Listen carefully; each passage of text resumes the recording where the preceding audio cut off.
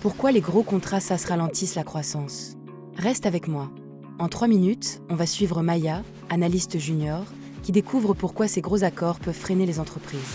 On verra les hausses de prix de 10 à 20%, les engagements rigides, les risques qu'il y a et la pression budgétaire qui s'accumule.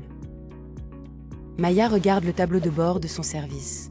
Elle voit que les fournisseurs SaaS ont augmenté leurs tarifs de 10 à 20% en un an, exactement comme le signale Mike Tuxiaron. Cette hausse sert le budget IT comme un étau, surtout pour les ERP, CRM et plateformes de données. Mais alors, pourquoi ces hausses ne sont pas simplement absorbées? En creusant, Maya découvre que les augmentations ne sont pas fixes. Elles sont calculées à partir de l'usage réel, pas de la valeur perçue.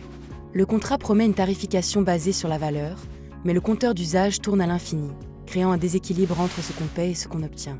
Cette méconnaissance rend la prévision budgétaire floue. Alors, comment ce désalignement affecte-t-il la flexibilité financière?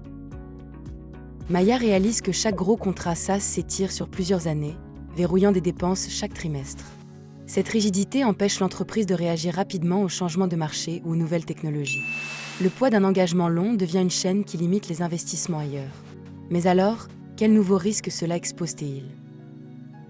Maya feuillette le texte du Data Act. Les nouvelles obligations obligent les fournisseurs à supprimer les obstacles pré-commerciaux, mais cela signifie que chaque gros contrat SaaS doit maintenant financer une couche supplémentaire de conformité. Ce coût caché s'ajoute aux licences déjà lourdes. Et alors, quel impact cela aura-t-il sur la capacité d'innovation de l'entreprise? Maya regarde le tableau de bord d'une IA intégrée à son SaaS. L'IA promet d'optimiser les processus, mais chaque décision automatisée augmente le risque de pannes imprévues, d'erreurs métiers et même de fuites de données sensibles. Ces incidents coûtent cher et ralentissent les projets. Alors, comment ces risques transforment-ils un atout en frein? En rassemblant les pièces, Maya voit le paradoxe. Les SaaS explosent depuis plus de 10 ans, mais les gros contrats, avec leur hausse de 10 à 20% chaque année, leurs obligations du Data Act et leurs risques IA, enferment les entreprises dans une spirale de dépenses et d'incertitudes. Plus elles grandissent, plus leur croissance ralentit.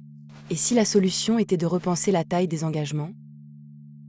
Voilà pourquoi les gros contrats SaaS ralentissent la croissance. Ils gonflent les dépenses avec des hausses de 1,020%, lient les budgets à un usage qui dépasse la valeur, verrouillent les dépenses comme une chaîne, ajoutent des obligations du Data Act et exposent les entreprises aux pannes et fuites d'IA.